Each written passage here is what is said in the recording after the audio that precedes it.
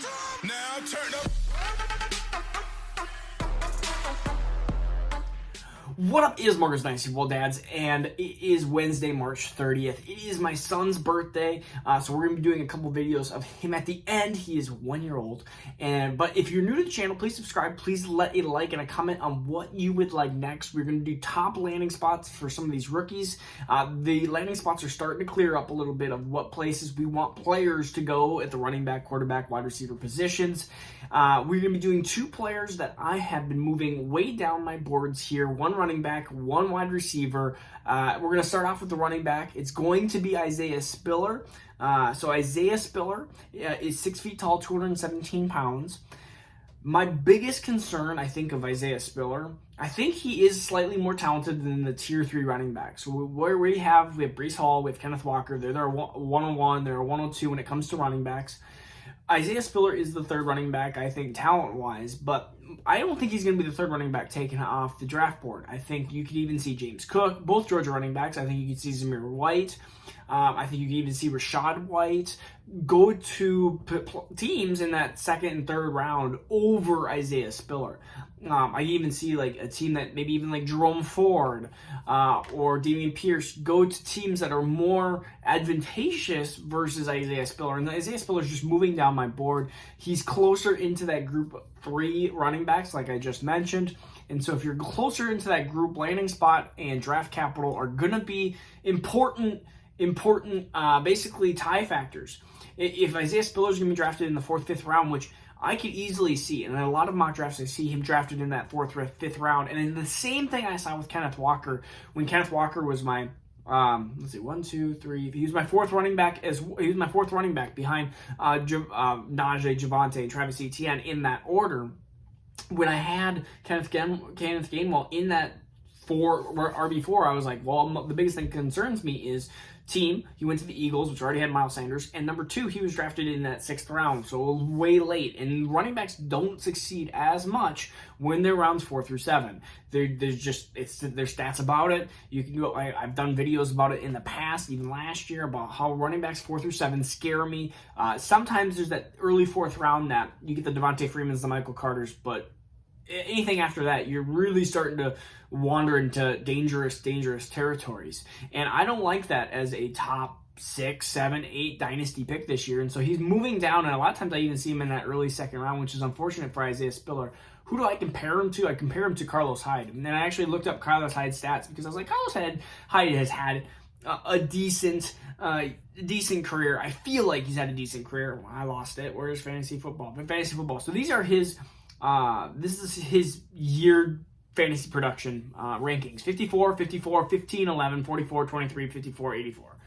So he's had one RB1 season, and he's had 2 RB2 seasons if you're in a 12-team league. The biggest thing about Carlos Hyde is he was drafted in the 2nd round, and I think that's what you're going to get. You're probably going to get a running back 1 season of Isaiah Spiller, 1, and 2 RB2 seasons if, and only if, he's drafted in the first 3 rounds. If he's not, that is what's the biggest drop-off for me, and where these Zamir Whites and James Cooks and stuff start hopping and leapfrogging Isaiah Spiller. So Isaiah Spiller has really moved down my boards.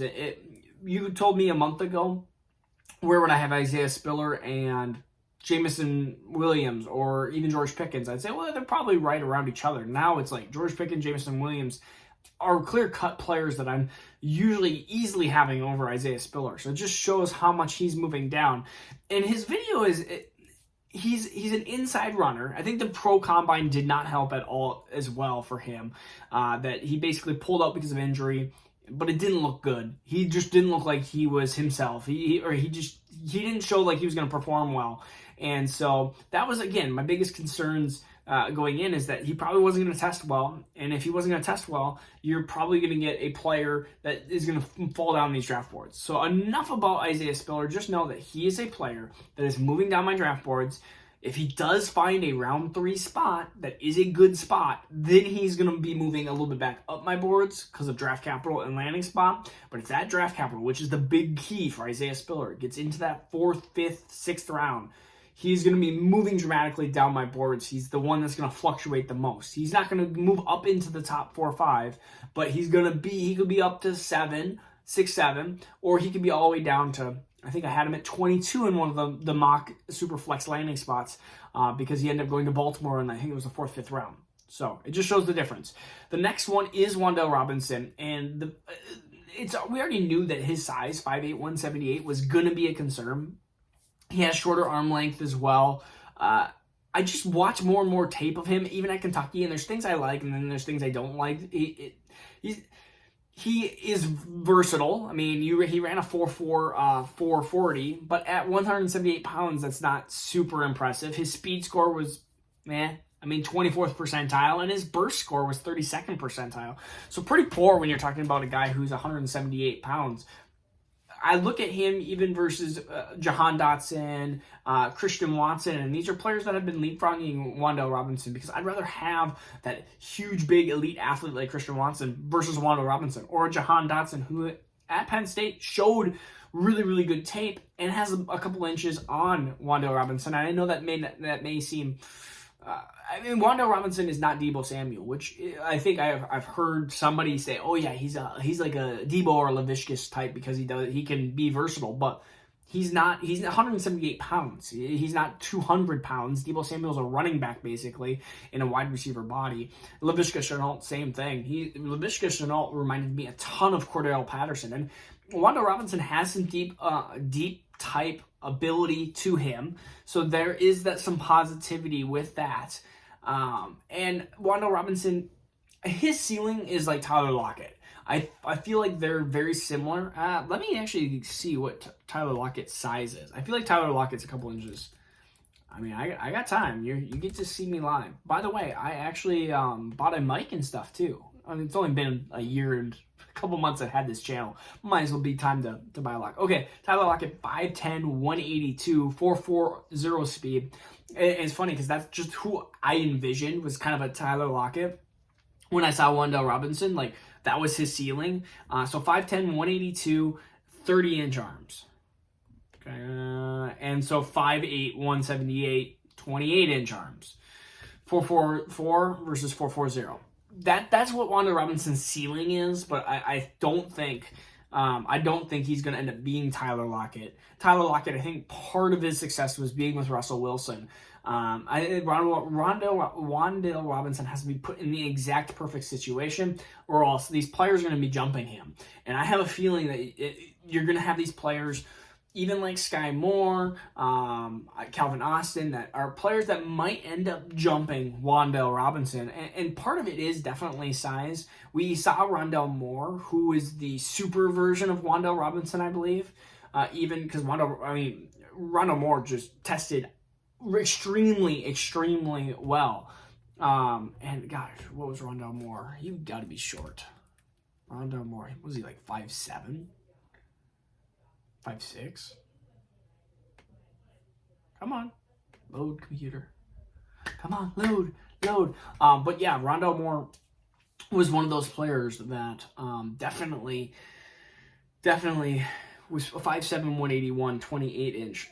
But he ran a 4.37, a 4.32 at his pro day, but his burst score was great. His agility score was great. His biggest issue was injury prone. And even Rondell Moore had struggles with Arizona, which I thought was a great situation with him and Kyler Murray. So, and he was the end of first last year. So, Wandel Robinson, definitely moving down my boards. We're going to be cutting to some videos of my son Jaxon. If you don't want to watch them, that's perfectly fine. We'll see you again tomorrow. I'm awake. I'm awake. He's like, we're having fun with applesauce. Oh, hi.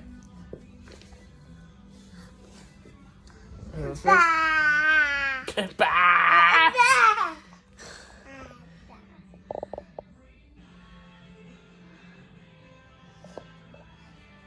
Oh, he just stood there for a second. Oh, hi.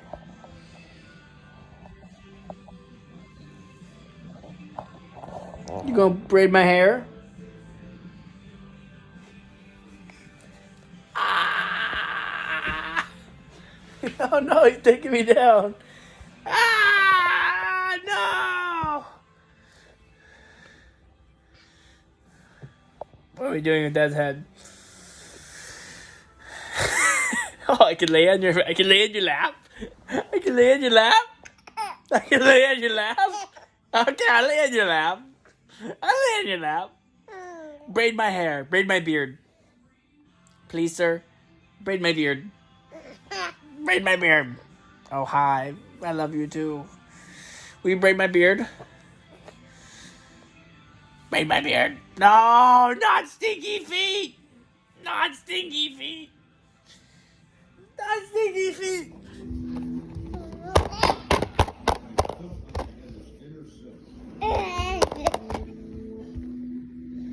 Hi.